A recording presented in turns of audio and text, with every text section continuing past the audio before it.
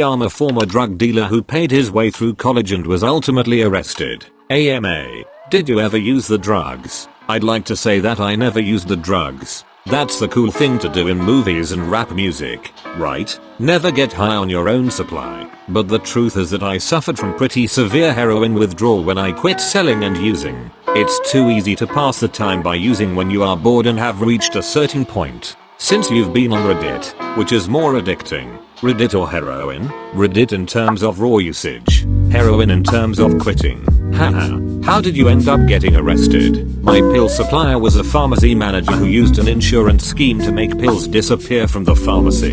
They were investigating him, and the first time I got arrested, I got caught up in that whole investigation. I was getting a nudie massage when the police showed up and I was arrested for possession and paraphernalia. I ultimately kept going because those charges were expunged, but by then, people were talking and they had a snitch who said I was selling everything. A larger investigation was launched and ultimately my organization came down in a series of raids, and the case was mostly made by snitches aka informants. What is the profit margin on the drugs you sold? How much were you making per pill or per gram? How does the process work? Do you buy drugs from some larger organization then move them to your market, or did you manufacture as well? How does one make the connections and go about buying large sums of heroin etc. on pills? A 30mg oxycodone instant release sells for about $15 where I live, and I gave my pharmacist $5 each. Dilaudid 8mg sold for a similar $15 or sometimes $10 for $120, and I gave my pharmacist $4 each for those. High quality dope sells for anywhere from $120 150 grams or $30 44.2 in my location, and my first connect was for $80 G. Though as I moved up and got introduced to higher level people, that price dropped to $40 G. And remember, my market was $30 44.2, and my prices stayed similar. Dope and pills are where the money is. Margins aren't bad on coke and such. $25 G wholesale and $50 G retail. But dope fiends have to come back every day. They don't feel like they have a choice in the matter. The second part is a combination of good luck and just networking. It's not easy for a white guy in this particular field. The Mexicans control the heroin trade where I live and they don't trust white guys. My first connect for dope was one that sought out because I couldn't get enough pills to keep up with demand. It was a white guy who had gained the trust of a Mexican woman and was basically middlemaning it for me. He got arrested and they realized that I was the one moving most of his product. They approached me and I got my first Mexican connect. After my first arrest, they realized I could hold my mud, not tell dirt on everyone, and my connect spot approached me, and that's how I got down to near Mexican level prices.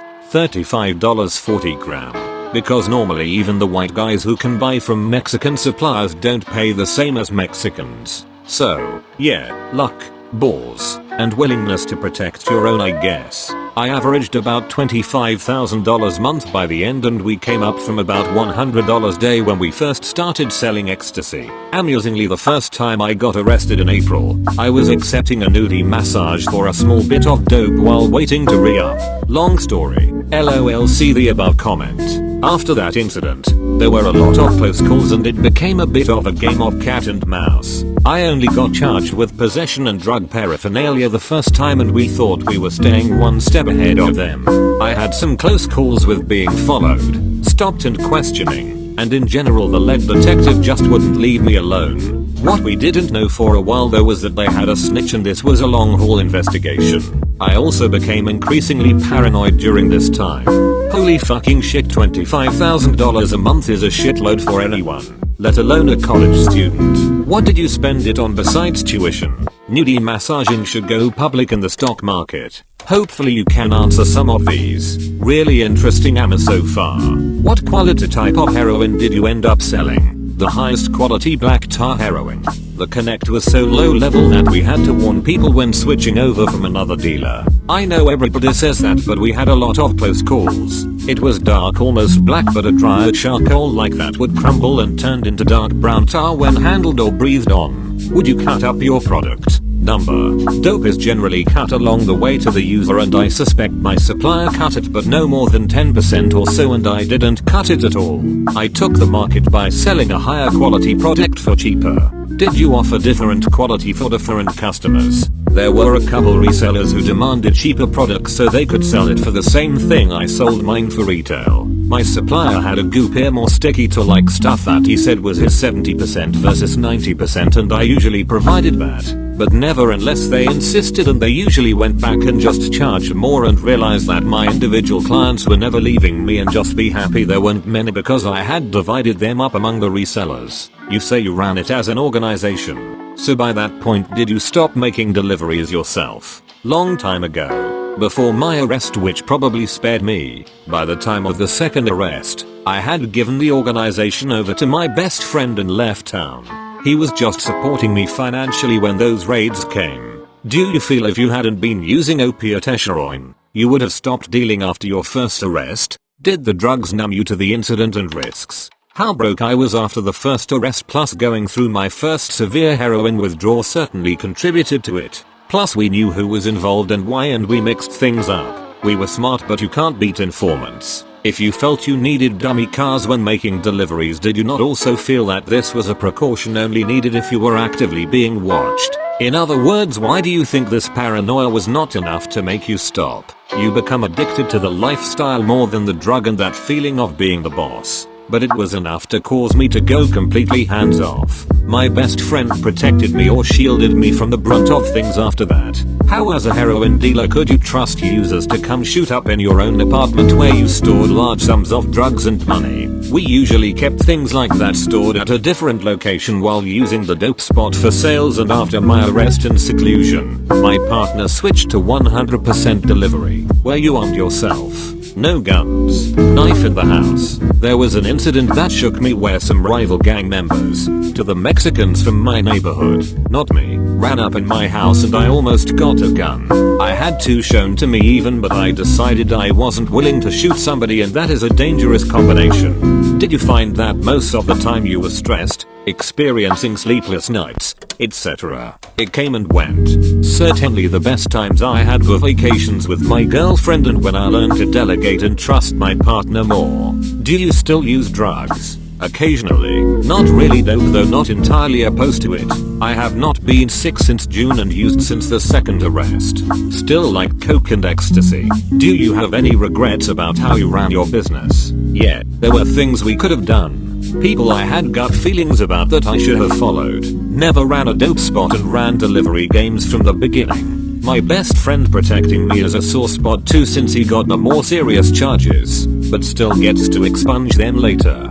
And a few other things. But overall I don't regret the experience. Sorry for the amount of questions. Last one. If could go back in time and you had the knowledge now of the investigation that was being carried out on you and the snitch, and you could completely avoid being caught as you were, would you still go ahead with it or completely avoid the scene? If I could avoid being caught, yeah, like I said, I don't regret the experience. I regret the people's lives who were destroyed. I regret certain decisions but not the experience as a whole. I did things I would have never got to do traditionally within my socio-economic status. How did you handle that kind of money? 25 month. You can't just walk into a bank and deposit that. Horizontal ellipsis.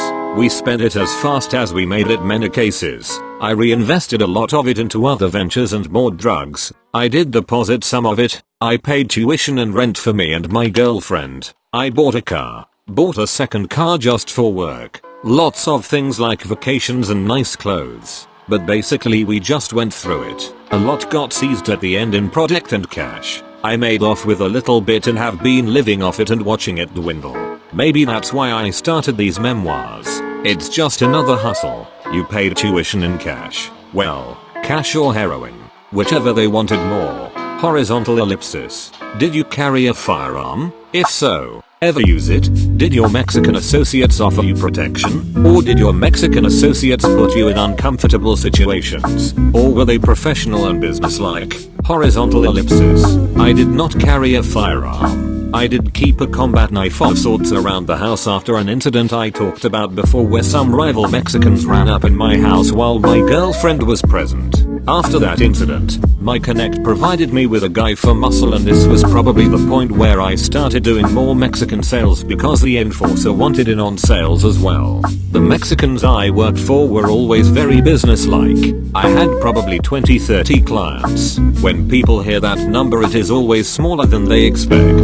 But with dope, they are daily clients. Also, it is deceiving because I force those people to pick up for their friends that I don't want to meet, and some of them are dealers and resellers. As far as the rest, even 20-30 is decent because of the profit margins, but you do need more the less you force them to resell for their friends or the less dealers you have working for you making their own customers. My 5 or 6 dealers I had on my team all had their own clients, so a sale is a sale is a sale. I have a chemistry student friend who cleaned up my tar heroin one time into pure powder heroin. Basically finishing up the process started, but we never did it long term like we talked about because he was concerned about me and how big everything was getting and if this might cause a rash of ODs from people who don't listen. So maybe he saved me, I don't know. But he was the only person I knew that could do it. I knew others selling other drugs, but what level of chemical involvement I couldn't tell you. Yemi and some geek dope fiend friends of mine bought a crapload of tar once and made powder. Fuck man. This was largely how I profited as much as I did, by making that Mexican connection. I had access to dope at a price most people couldn't compete with, and the college students who were all graduating from pills quite literally couldn't get enough. The prescription drug problem in this country has made heroin acceptable again. Most of them start just by smoking it, or if on the East Coast snorting it, but it's all the same as far as your body is concerned. Because of this unique crossroads position I played, I would definitely say I dealt with more than my fair share of gangsters, robberies, knife pullings, and one of the craziest tweakers I ever met. I've told a couple stories already about getting ran up on with knives by the Eastsiders and how it really shook me because of my girlfriend. Look around for explanations of Eastsiders and Westsiders and the incident. But anyways, after I met this enforcer the Mexicans sent me, I started dealing with more and more Mexican customers because he wanted to do more than enforce. The craziest guy was a Westsider, so he was on my side theoretically. Tweaker dope fiend who they simply called criminal.